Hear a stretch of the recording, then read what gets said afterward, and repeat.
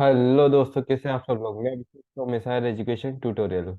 तो फ्रेंड्स, अपन ने 1D अरे पढ़ लिया था पूरा। आज अपन पढ़ने वाले 2D अरे के बारे में। किसके बारे में? 2D अरे। सो 2D अरे क्या होता है? देखो, नाम से ही बोल रहा है। 1D अरे में क्या होता था?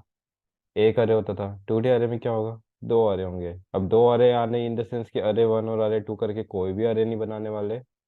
इसका पहले आपको सिंटेक्स बता देता हूँ ताकि आपको क्लियरिटी हो जाए, ठीक है। तो डेटा टाइप, अरे नेम। 1D अरे में एक ब्रैकेट होता था। 2D अरे में दो ब्रैकेट होंगे, ठीक है। अब इन दोनों में आएंगे तो साइज। इन दोनों में क्या आएगा? साइज आएगा। बट ये साइज किसका आएगा, सुनना। अब जैसे कि जैसे कि आपने नेस्टेड फॉर लूप पढ़ा है। सॉरी। जैसे कि आपने नेस्टेड फॉर लूप पढ़ा है, ठीक है। नेस्टेड फॉर लूप में क्या होता था कि दो नेस्टेड फॉर लूप होते थे। सुनना। नेस्टेड फॉर लूप में क्या होता था? कभी आपने नेस्टेड फॉर लूप की मेरी वीडियो नहीं देखी तो प्लीज जाके देख लीजिएगा, क्योंकि उसका कॉन्सेप्ट यहाँ पर बहुत ज्यादा काम आने वाला है। तो नेस्टेड फॉर लूप क्या होता था? दो लूप होते थे, लूप के अंदर लूप, ठीक है। अब देखिएगा, ये जो आउटर लूप था ये किसको शो करता था? रो को शो करता था। और ये जो इनर लूप था ये किसको शो करता था? कॉलम को शो करता था। वैसे ही ये जो फर्स्ट ब्रैकेट वाला है, ये जो फर्स्ट ब्रैकेट है ये किसको शो करेगा? नंबर ऑफ रो को शो करेगी कि आपको रो कितनी लेनी है। ये जो फर्स्ट ब्रैकेट है ये किसको शो करेगा? नंबर ऑफ रोज को शो करेगी। जबकि ये जो सेकेंड स्क्वायर ब्रैकेट है ये किसको शो करेगा? नंबर ऑफ कॉलम्स को शो करेगा कि आपको कॉलम्स कितने रहने हैं। तो यहाँ पर रो का साइज आ जाएगा, यहाँ पर कॉलम का साइज आ जाएगा, ठीक है। टू डायमेंशनल अरे की बात करते हैं तो टू डायमेंशनल अरे मैट्रिक्स के फॉर्म में होता है, यानी कि उसमें अपन रो और कॉलम दोनों बता सकते हैं। टू डायमेंशनल अरे किसके फॉर्म में होता है? मैट्रिक्स के फॉर्म में होता है। इसका मतलब ये है कि आप उसमें रो और कॉलम्स दोनों बता सकते हैं, जबकि 1D अरे में आप सिर्फ रो बता सकते थे या कॉलम बता सकते थे। लेकिन 2D अरे में रो और कॉलम दोनों एक साथ बता सकते हो, वो एक मैट्रिक्स फॉर्म में होता है। जैसे 1D अरे था, 1D अरे में जीरो इंडेक्स पे जाती थी, फर्स्ट इंडेक्स पे जाती थी, वैसे ही 2D अरे का भी पूरा ही कॉन्सेप्ट वही है। बस छोटा सा डिफरेंस है कि 2D अरे में क्या रहता है? पूरा मैट्रिक्स फॉर्म रहता है। कभी आपने मेरे नेस्टेड फॉर लूप और 1D अरे की वीडियोस नहीं देखी तो प्लीज जाके देख लीजिएगा, नहीं तो आपको 2D अरे में प्रॉब्लम होगी, ठीक है। या फिर आपको 1D अरे या फिर नेस्टेड फॉर लूप आता भी है तो आप कोई दिक्कत नहीं है, आपको प्रॉब्लम इसमें नहीं होगी, ठीक है। चलिए आइए देखते हैं इसका। मैंने क्या बोला सिंटेक्स में? पूरा कॉन्सेप्ट 1D अरे जैसे ही है। बस इसमें मैट्रिक्स यानी कि रो और कॉलम आप दोनों को रिप्रेजेंट कर सकते हो। 1D अरे में क्या करते थे? या तो आप सिर्फ रो का साइज बताते थे, या फिर आप कॉलम का साइज बताते थे। लेकिन यहाँ पर रो और कॉलम दोनों को एक साथ रिप्रेजेंट कर सकते हो, उसमें कोई भी दिक्कत वाली बात नहीं है। चलिए इस पे बेस एक प्रोग्राम करके देखते हैं ताकि आपको समझ में आ जाए, ठीक है।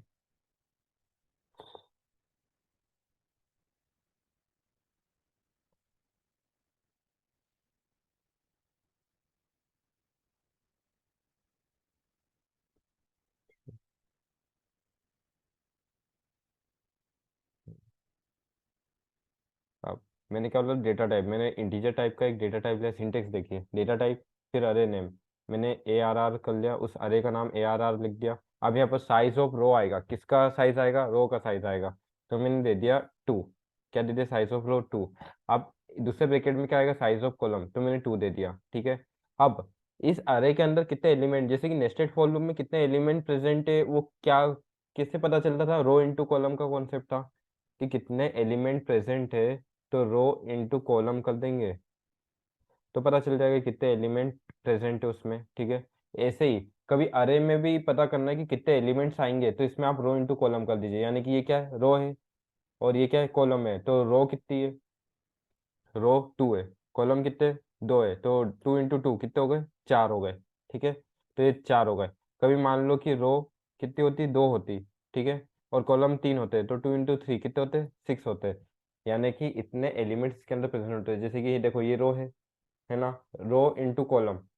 कभी अरे के अंदर कितने एलिमेंट प्रेजेंट है, 2D अरे के अंदर कितने एलिमेंट प्रेजेंट है, वो कैसे पता चलेगा? रो इंटू कॉलम के फॉर्मूले से पता चलेगा। रो इंटू कॉलम कर दिया, आपको पता चल जाएगा कितने एलिमेंट प्रेजेंट है, ठीक है। जैसे कि 2 इंटू 2, अभी यहाँ पर रो भी क्या है? 2 है, और कॉलम भी क्या है? 2 है। तो 2 इंटू 2 कितना हो गया? 4। 4 एलिमेंट इसके अंदर प्रेजेंट होंगे। अब इसकी इंडेक्सिंग समझते हैं, ठीक है। पहले एक काम करते हैं, मैं इसको बना देता हूँ, उसके बाद मैं आपको इसकी इंडेक्सिंग बताता हूँ, ठीक है। मैं नेस्टेड फॉर लूप लगाना पड़ेगा, तो आई और जे करके मैं दो एलिमेंट्स डिक्लेयर कर देता हूँ, ठीक है। फॉर लूप लगाता हूँ। अब आई इक्वल टू जीरो, क्योंकि देखो मैंने कभी, आपने वन डी आरे का आपको क्लियर है तो आपको वीडियो देखने की जरूरत नहीं, कभी आपने वन डी आरे की वीडियोस नहीं देखी तो प्लीज वन डी आरे की वीडियो देख लीजिएगा, क्योंकि आरे की जो फर्स्ट पोजीशन रहती है ना वो उसके जीरो इंडेक्स से रहती है, और जो लास्ट पोजीशन रहती है वो n-1 से रहती है, ठीक है। ये आउटर लूप किसको शो कर रहा है, नंबर ऑफ रो को शो कर रहा है, ठीक है। अब इनर लूप की बात कर लेते हैं, इनर लूप किसको शो करेगा, नंबर ऑफ कॉलम्स को शो करेगा, ठीक है। नेस्टेड फॉर लूप भी समझ लीजिए अच्छे से, नहीं तो दिक्कत होगी आपको, ठीक है। चलिए, अब यहाँ पर डेटा लेना है मुझे, तो सीन ARR ऑफ आई और ये जे। आउटर लूप किसके लिए, रो के लिए था, और इनर लूप किसके लिए था, कॉलम के लिए था, ठीक है। अब इसमें डेटा कैसे आएगा, पहले यहाँ पर मैं कुछ लिख देता हूँ, सी आउट इंटर द अरे डेटा, ठीक है, हैंडल। अब देखिएगा, 0 <2 कंडीशन,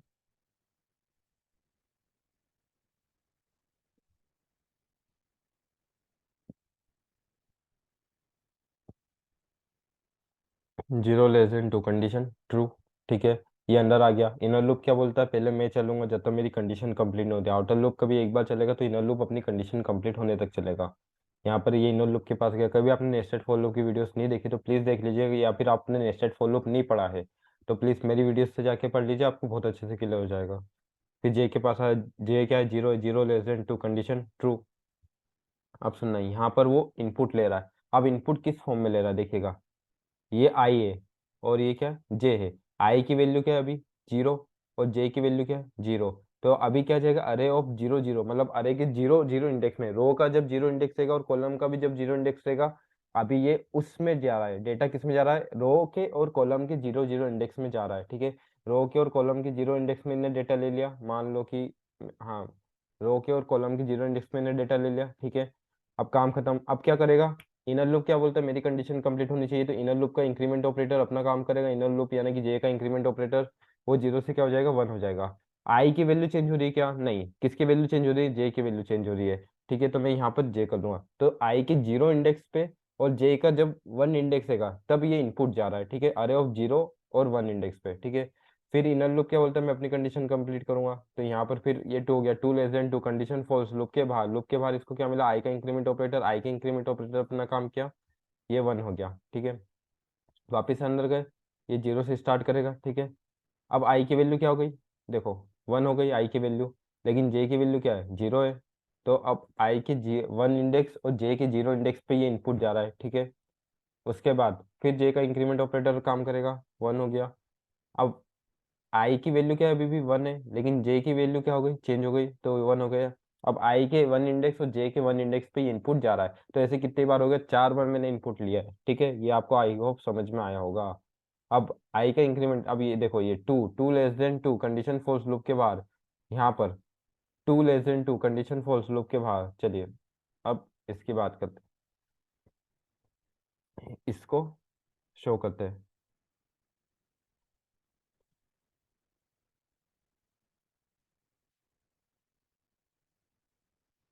ठीक है।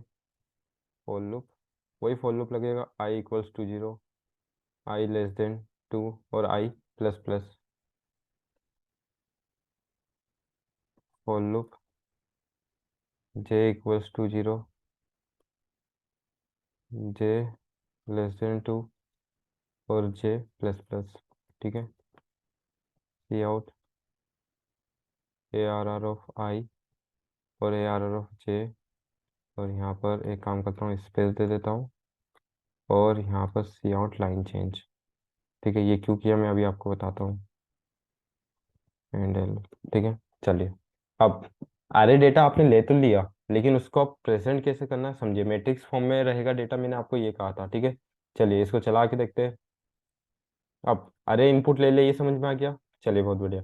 अब इसको समझते हैं, 0 <2 कंडीशन ट्रू, ठीक है। यहाँ पर आ जाएगा अंदर,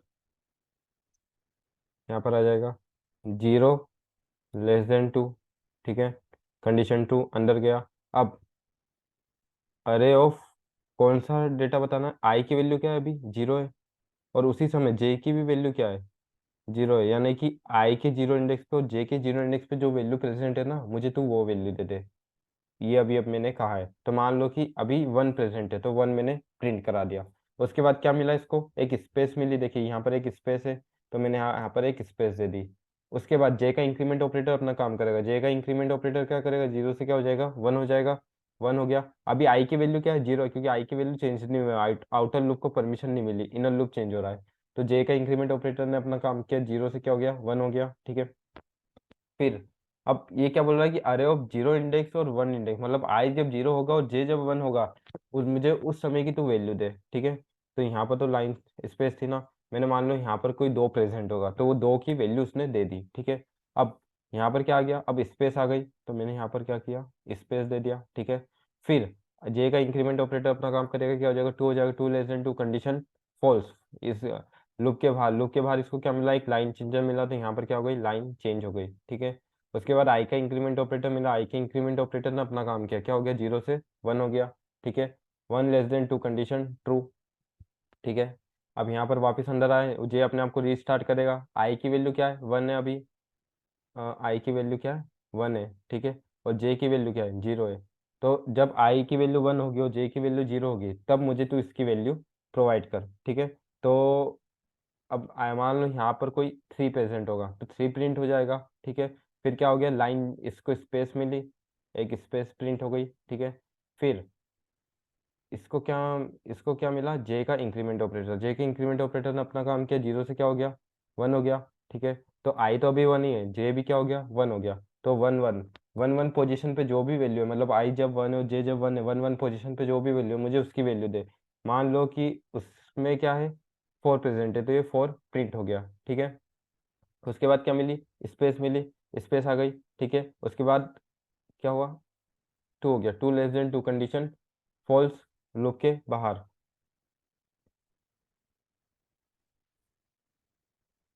तो क्या हुआ? तो देखे, आई होप आपको समझ में आएगा। उसके बाद क्या हुआ? लाइन चेंजर मिला, ठीक है।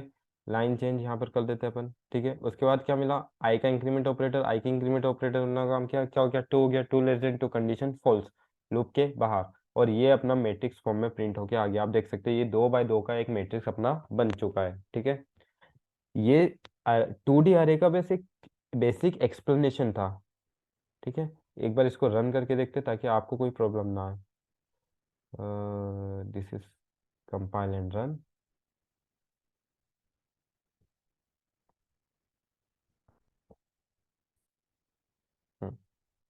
तो चलिए चला के देखते हैं। उसके बाद मैं एक काम करूँगा, पेन एंड पेपर पे भी आपको समझा दूंगा ताकि आपको और अच्छे से समझ में आ जाए। ये आ गया वन टू थ्री फोर, और आई होप आपको समझ में आया होगा। चलिए, इसका बेसिक एक्सप्लेनेशन था ये। मैं एक काम करता हूँ, इसको pen and paper next video में पेन और पेपर पे भी समझा दूंगा ताकि आपको और अच्छे से समझ में आ जाए। वीडियो अच्छी लगी हो तो लाइक करें, सब्सक्राइब करें, शेयर करें। Thank you.